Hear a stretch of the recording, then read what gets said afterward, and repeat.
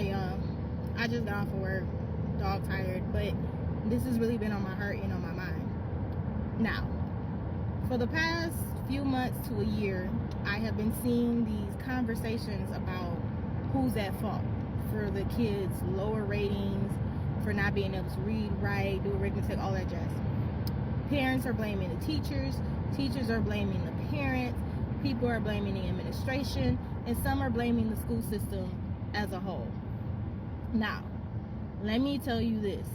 As a person who has been teaching for some years now, and as a person who started off as a substitute teacher, and as a person who actually went and got their degree in teaching the subject that she teaches, as well as, certification to be able to teach, there is a disconnect between what people think is happening in the schools versus what they know is in reality is happening in the schools versus what they think is happening and what's not happening and what is happening. There's a complete disconnect because nobody knows the in and out of school except for people who worked in the school currently and the people who are, administration and all that jazz.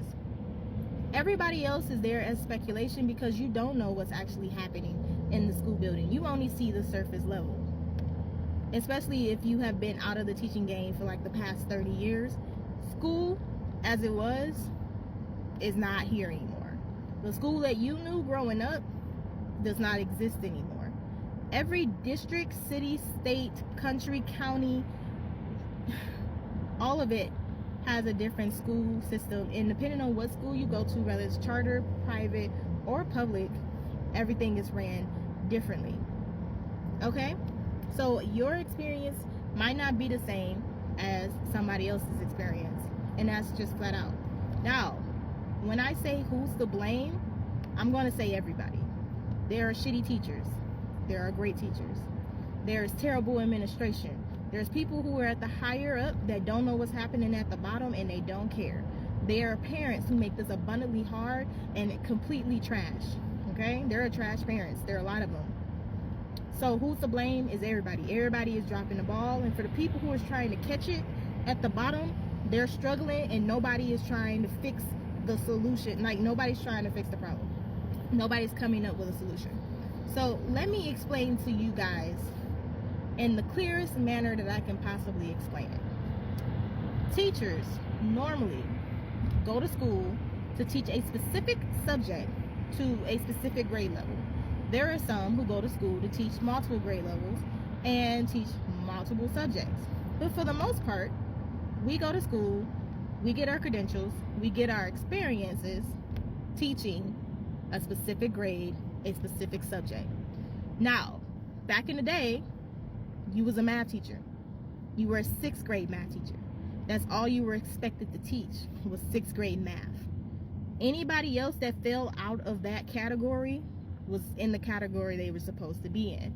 You might have catch a kid or two who were a little bit advanced, or a kid or two who was a little bit lower, but that was about it. You were not expected to teach kids. You were not expected to teach kids who were, levels away from what you were learning. So, if me, a 6th grade math teacher, was given a kid in 5th grade who's at the 5th grade, 4th grade, 3rd grade, 2nd grade, 1st grade level of math, and I've never went to school to teach 1st grade, 2nd grade, 3rd grade math, and I have no idea how to do that and how to bring them up to par, why are we upset at the teacher for not being able to teach? I didn't go to school for this. I never learned how to teach this, and just because you know a subject doesn't mean that you're good at teaching it. Okay? If I, a teacher, never in my life got my credentials in teaching special needs and only read a book or two about it, or maybe had one professional development about it, but I still don't know what I'm doing, why are we upset at the teacher for not knowing how to deal with kids who have special needs? In today's society, when you are in school, you have a teacher who went to school to teach 15 to 20 kids, now have 30 to 40 kids in the classroom with no parapro. If you don't know what a parapro is, a parapro is somebody who's in the classroom to help you. It's like a secondary teacher. That's gone. Parapros are gone. You used to have parents that help volunteer.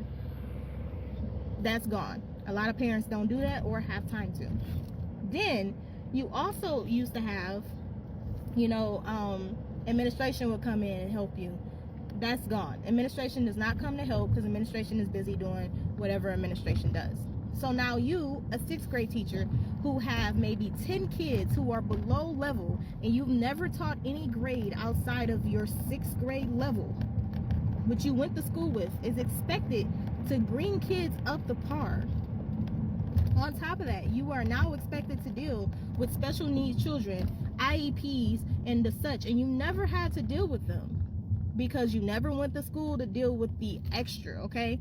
I'm not talking about kids who just regularly have IEPs. I'm talking about kids who have all disabilities. You never went to school. You never had any type of training. You didn't do anything but read a book about it. You're expecting these teachers to be able to deal with the mental load of being able to teach that. No help, okay? That is a disconnect. Now you're trying to figure out, okay, why is there 30 to 40 kids in the classroom? Because, schools just believe that a teacher should be able to teach that amount of kids without help, no matter how many different kids are in the classroom. There's some classrooms where teachers have kids that can't talk, they can't hear, they have blindness, they have kids with mental issues, developmental issues, they have kids with behavior issues, and then you have the kids who just don't care. Now, we know back in the day you had kids who went to school for the simple fact that their parents made them, but they still did the work. They still did the work. They did it because their parents would get them in trouble if they didn't. Now you have kids, and if you work in an urban setting or you work at a setting with these type of children, you have kids who parents don't care what they do, where they go, how they do it, what, any of that. They're in school for the simple fact to see their friends. They don't care about what you're teaching. They're not learning, and they're just falling behind and behind and behind, and you care, but they're being disrespectful, completely and utterly disrespectful. Now, on top of that, you have administration who only care about money. When I say they only care about money, I mean they only care about test scores. Because depending on what school you in, if you have good test scores, you get more money, you get more grants, you get all this other stuff. The schools with kids who are falling farther and farther and farther behind are fighting for their lives to have test scores. Not to learn, not to teach, just to do test scores. Because most of the teaching time is for behavior. We are now the schools that don't have security. We are now a part of the schools that don't have metal detectors. We are now a part of the schools who don't have parent help. We don't have administration help. We are just doing the best that we can, and we have to bring kids who don't care, who would rather be on their phone, who would rather be watching TV, who would rather be chatting with their friends. We have to figure out a way to motivate them to actually care. But in the end, it doesn't happen. We get hit with disrespect. And then when we tell the parents, we get hit with even more disrespect, because guess what? The parents don't care. The parents are doing whatever the parents are doing to keep a roof over their kid's head or just to live their life, while the child is now the parent. You understand me? The child is now the parent. The child is out here doing whatever. They are taking care of the kids. They're doing everything but paying the bills. I have seen so much. I've seen so much potential in children that just can't go nowhere because they're playing mama, daddy, uncle, sister, brother, whatever. So they don't have enough time to actually care about their education.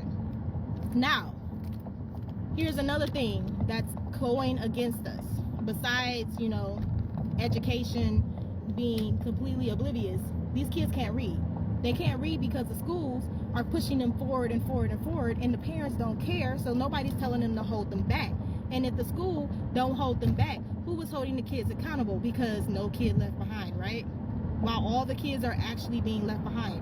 We can't blame the pandemic anymore. The pandemic didn't hurt us. What it did was show us what was already happening. These kids were already behind. Nobody is saying it. Nobody's coming up with a solution. Everybody is just pushing them forward as if they're not learning. They're not learning, and the teachers are forced to go back, even though we never got credentials to go back. We don't know how. We don't know how to go back. That's not what we went to school for. Okay, do y'all understand?